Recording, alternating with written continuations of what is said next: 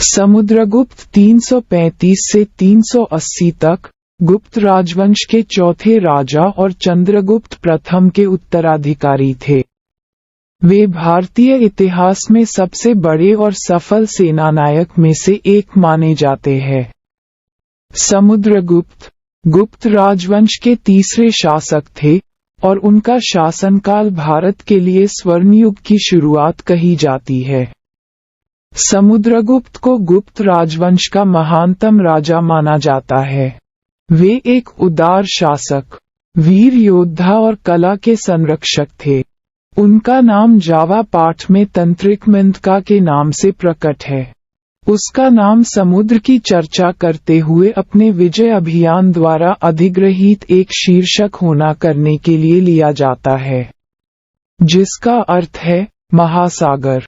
समुद्रगुप्त के कई अग्रज भाई थे, फिर भी उनके पिता ने समुद्रगुप्त की प्रतिभा के देखकर उन्हें अपना उत्तराधिकारी नियुक्त किया। चंद्रगुप्त ने मगध राजा की एक लिच्छवी राजकुमारी कुमारी देवी से विवाह किया, जिससे उत्तर भारतीय वाणिज्य के मुख्य स्रोत गंगा नदी पर कब्जा करने के लिए उन्हें सक्षम बनाया। उन्होंने भारत के उत्तर मध्य में लगभग 10 वर्षों तक शासन किया। उनकी मृत्यु के बाद उनके पुत्र समुद्रगुप्त ने राज्य पर शासन करना शुरू किया और जब तक पूरे भारत को जीत नहीं लिया तब तक उन्होंने आराम नहीं किया। उनके शासनकाल को एक विशाल सैन्य अभियान के रूप में वर्णित किया जाता है। शुरुआत में उन्होंने शिक्षत्र या रोहिलखंड और पद्मावती मध्य भारत के पड़ोसी राज्यों पर हमला किया। उन्होंने विभाजन के बाद पूरे पश्चिम बंगाल पर कब्जा कर लिया। नेपाल के कुछ राज्यों और आसाम में उनका स्वागत किया गया। उन्होंने कुछ आदिवासी राज्यों जैसे मलवास, योधेयस, अर्जुनायंस, अभ्रस और मदुरस को जीत लिया। बाद में कुशना और सैक ने उनका स्वागत किया। दक्षिण की ओर बंगाल की खाड़ी के किनारे उन्होंने महान शक्ति के साथ आगे बढ़कर पीठापुरम के महेंद्रगिरी, कांची के विष्णुगुप्त, कुर्ला के मंत्राज, खोसला के महेंद्र से और अधिक आगे गए, जब तक वह कृष्णा नदी तक नहीं पहुंचे। समुद्रगुप्त ने अपने राज्य को पश्चिम में खानदेश और पलाघाट तक फैलाया। हालांकि उन्होंने मध्य भारत में वातकाटा के साथ मैत्रीपूर्ण रिश्ता बनाए रखने का आश्वासन दिया। उन्होंने बड़ा युद्ध जीतने के बाद हर बार आश्वस्त यज्ञ का आयोजन किया।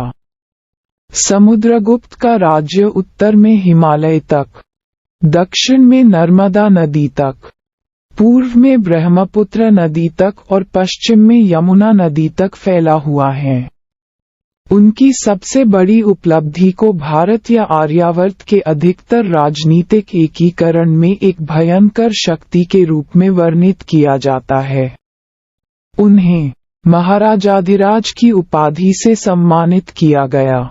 सम्राट समुद्रगुप्त के वैयक्तिक गुणों और चरित्र के संबंध में प्रयाग की प्रशस्ति में बड़े सुंदर संदर्भ पाए जाते हैं।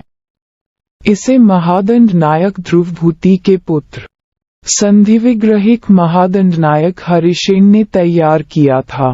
हरिसेन के शब्दों में समुद्रगुप्त का चरित्र इस प्रकार का था, उसका मन विद्वानों के सत्संग सुख का व्यसनी था। उसके जीवन में सरस्वती और लक्ष्मी का अविरोध था। वह वैदिक मार्ग का अनुयायी था। उसका काव्य ऐसा था कि कवियों की बुद्धि विभव का भी उससे विकास होता था। यही कारण है कि उसे कविराज की उपाधि दी गई थी। ऐसा कौन सा ऐसा गुण है जो उसमें नहीं था? सैकड़ों देशों में विजय प्राप्त करने की उसमें अपूर्व क्षमता थी। अपनी भुजाओं का पराक्रम ही उसका सबसे उत्तम साथी था। परशु, बाण, शंकु, शक्ति आदि अस्त्रों शस्त्रों के सैकड़ों घावों से उसका शरीर सुशोभित था। ज्यादा उसे और शिलालेख द्वारा जारी किए गए सिक्कों के माध्यम से समुद्रगुप्त के बारे में जाना जाता है। इन 8 विभिन्न प्रकार के थे और सभी शुद्ध सोने का बना दिया। अपने विजय अभियान उसे सोने और भी कुषाण के साथ अपने परिचित से सिक्का बनाने विशेषज्ञता लाया। निश्चित रूप से समुद्रगुप्त गुप्ता मौद्रिक प्रणाली का पिता है। उन्होंने कहा कि सिक्कों की विभिन्न प्रकार शुरू कर दिया। वे मानक प्रकार, आर्चर प्रकार, बैटल एक्स प्रकार, टाइगर कातिलों का प्रकार, राजा और रानी के प्रकार और वीणा प्लेयर प्रकार के रूप में जाना जाता है। वे तकनीकी और मूर्तिकला चालाकी के लिए एक अच्छी गुणवत्ता का प्रदर्शन के सिक्कों की कम से कम 3 प्रकार, आर्चर प्रकार, लड़ाई कुल्हाड़ी और टाइगर प्रकार, मार्शल कवच में समुद्रगुप्त का प्रतिनिधित्व करते हैं। जैसे विशेषणों वीरता, घातक लड़ाई कुल्हाड़ी, बाघ असर सिक्के उसकी एक कुशल योद्धा जा रहा है साबित होते हैं। सिक्कों की समुद्रगुप्त के प्रकार वह प्रदर्शन किया बलिदान और उसके कई जीत और दर्शाता है। समुद्रगुप्त के इतिहास की कुछ अन्य बातें भी उल्लेख योग्य हैं। इस काल में सीलोन, सिंगल का राजा मेघवर्ण था। उसके शासन काल में 2 बौद्ध भिक्षु बोध गया की तीर्थयात्रा के लिए आए थे। वहां पर उनके रहने के लिए समुचित प्रबंध नहीं था। जब वे अपने देश को वापस गए तो उन्होंने इस विषय में अपने राजा मेघवर्ण से शिकायत की। मेघवर्ण ने निश्चय किया कि बोध गया में एक बौद्ध विहार सिंगली यात्रियों के लिए बनवा दिया जाए। इसकी अनुमति प्राप्त करने के लिए उसने एक दूत मंडल समुद्रगुप्त की सेवा में भेजा। समुद्रगुप्त ने बड़ी प्रसन्नता से इस कार्य के लिए अपनी अनुमति दे दी और राजा मेघवर्ण ने बोधि वृक्ष के उत्तर में एक विशाल विहार का निर्माण करा दिया। जिस समय प्रसिद्ध चीनी यात्री ह्यू असांग बोधगया की यात्रा के लिए आया था, यहाँ 1000 से ऊपर भिक्षु निवास करते थे।